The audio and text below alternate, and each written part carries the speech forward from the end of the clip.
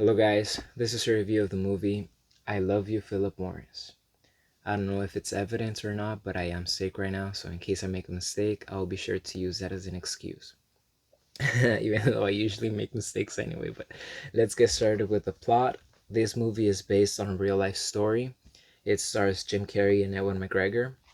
It's one of the few times that Jim Carrey hops out of his strict comedic roles and portrays a more dramatic and with a multi-layered character. I know that this movie could still be considered a comedy slash drama, but I think it leans a little more towards the drama side. But anyway, let's get started with the plot and then I'll get into my opinions about the film. The film follows the story of Steven Russell. Steven Russell, at a very young age, I think he was 8 or 9 years old, he finds out that he's adopted, which is kind of like a slap in the face, especially the way that he finds out.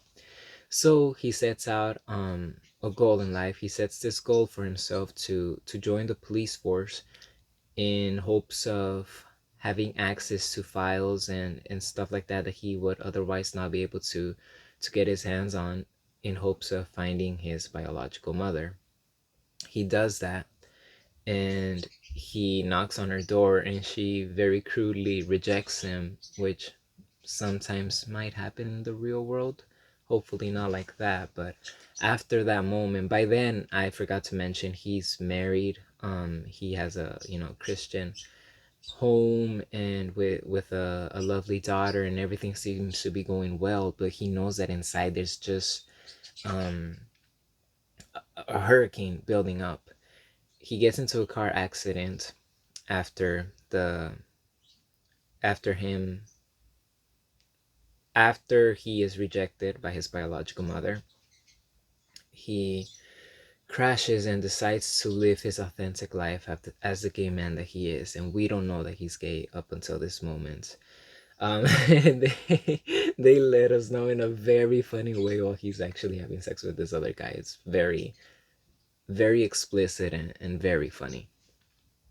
So that happens, right? Then he just opens up to the world, opens up to his girlfriend. I think his girlfriend's name is Debbie. He's like, you know what, Debbie, this is who I am.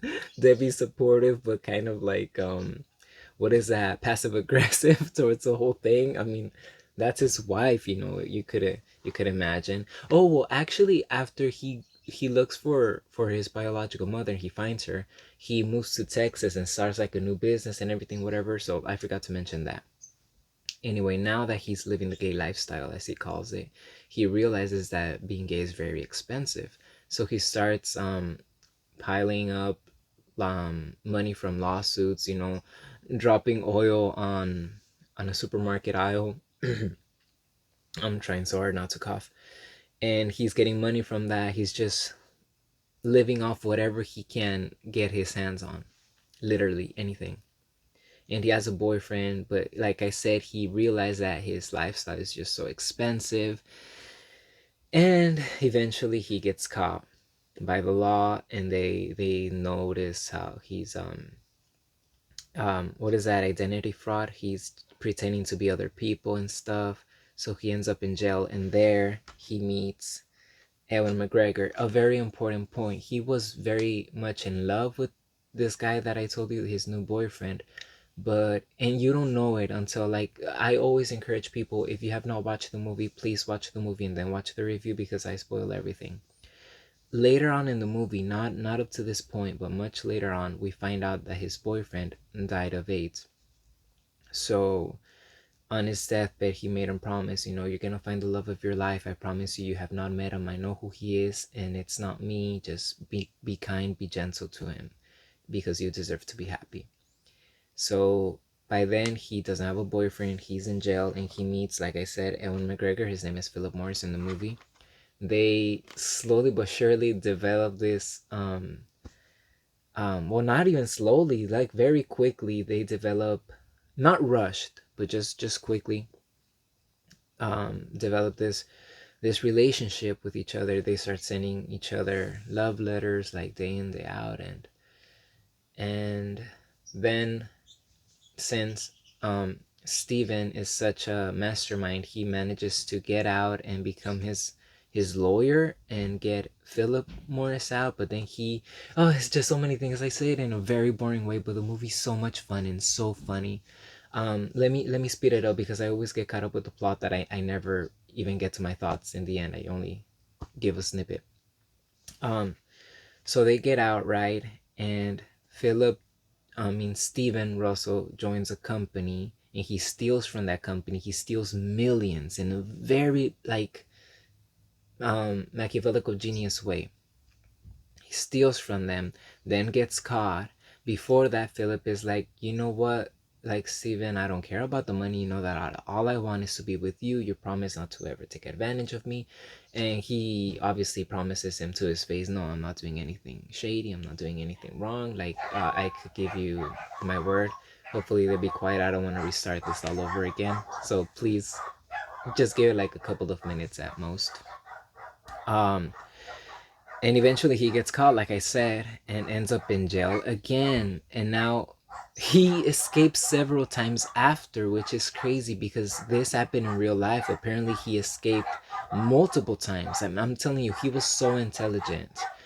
And later they even find him in front of Philip Morris's house, so now he's incriminated.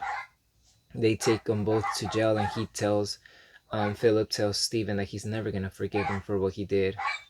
And Steven Russell comes up with his last plan to escape, which is to die of AIDS. So he fakes that and manages to get out of prison once again. And you have to watch it because it's so interesting, and I would never do justice just telling you. Then he looks for Philip Morris in jail again, and Philip had actually heard that he died. So it's crazy. Anyway, they catch him once again, and the I think the not the judge,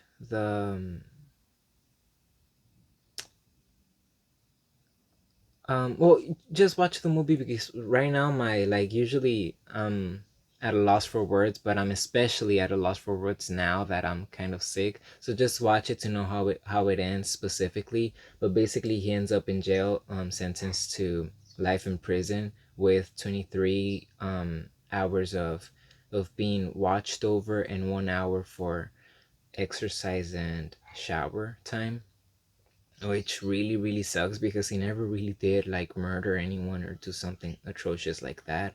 All he wanted to was just, I can't romanticize it either. Like all Disney, all he wanted to do was be happy with the love of his life. Obviously he was committing crimes, but it's just the type of crimes that I don't really think were as bad as some other crimes that go unpunished per se. But yeah, enough of the plot. Let me get on with my thoughts about the movie. I think the movie's amazing. I remember buying it many years ago. I think what year did it come out? 2010. I'm pretty sure I bought it sometime around 2011 or 12. Not too long after it was released. I saw it at Target, if I'm not mistaken, and I thought it was gonna be, I didn't really know what to expect, and at that moment I didn't really know about myself that well, and I think that this movie served as a very big I thought they were gonna shut up. I am so sorry, but I really don't want to redo this. I'm sick and my throat is not going to be able to withstand all the talking because I have, like I said, the Chucky I don't know if I said it, the Chucky series and the Chucky movies to review after this. Oh, not all the Chucky movies, but anyway, back to this. Yeah, it was very motivating in a very strange way to watch this and to know that there are options in life. And of course, I wouldn't advise anyone to take the illegal route. The way that, what I mean by it was motivating to me was in the aspect of being who you are, loving who you love, and being honest with yourself. And even if it means at the age of 20, 30, 40, just pick up the pieces and live life the way that you want. I think that, as with anything in life, even the bad stuff, you could always you could always find a bit of humor in that, and I think that they did a perfect job in this movie because they did just that.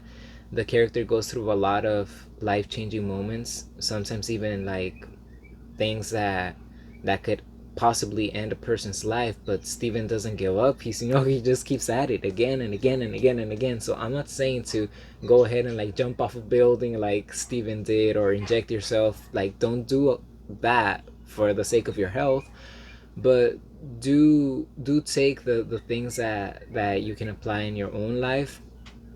And especially having such a strong drive and desire, like I said, to be successful. Well, with like whatever it is that you consider successful to be. So that's why this movie so special to me. It just showed me a lot of things that I hadn't seen up until that moment. I think this is the first quote unquote LGBT movie that I ever watched in my life. I'm willing um to go as far as to say that it was the very first movie. I'm not sure if I knew what I was getting into when I bought it, like I said, but I was very surprised, and it came at a time when I was completely different person, or at least emitting a different behavior than I felt inside my core. So it's always a treat to watch this back. I just watched it like the day before yesterday or yesterday. I don't even remember, but I always have a great time watching it. Very awesome. A lot of good lines before I finish this. There's the music is also very fitting. There's when his coworkers find out that he's stealing from the company, they call him to check up to see if they could like know his location so they could arrest him. He's like, Steven, yeah, where are you at? He's like, oh, I'm at this highway or something like that. It's like, so are you coming back to work? Like, I'm not going back to work. I think we both know why. He has this like southern accent that's so cool. And he sends money to Debbie, his girlfriend, or his ex-wife. He sends money to his daughter as well. And obviously she's like, she knows that it's like dirty money. So she's like, Steven, we can't accept that. It's like, why not? Because it's not what the Lord wants. And then he's like, so you're saying you know what the Lord wants? No, I'm not saying that, Steven. It's just so funny. He's just having fun with his boyfriend right there. It's amazing. It makes me tear up. Sometimes I even cry. Like, I'm pretty sure I've cried like 4 times watching this movie. Um, it's very emotional. So aggressive in that sense. You think that it wouldn't be because it's Jim Carrey, and because it has, like I said, a very solid comedic stand underneath it all, but at the same time it's emotional. It gets to you, especially if you're actually paying attention. You're not goofing around. If you take it seriously, you're gonna find that there are other layers besides the comedy, and it's just awesome. I would give it a rating in its category of, I know I'm repeating myself, but I'm just like, to emphasize that strictly in its category, I would say a 10 out of 10. And I guess that's it for this one. Thank you for watching.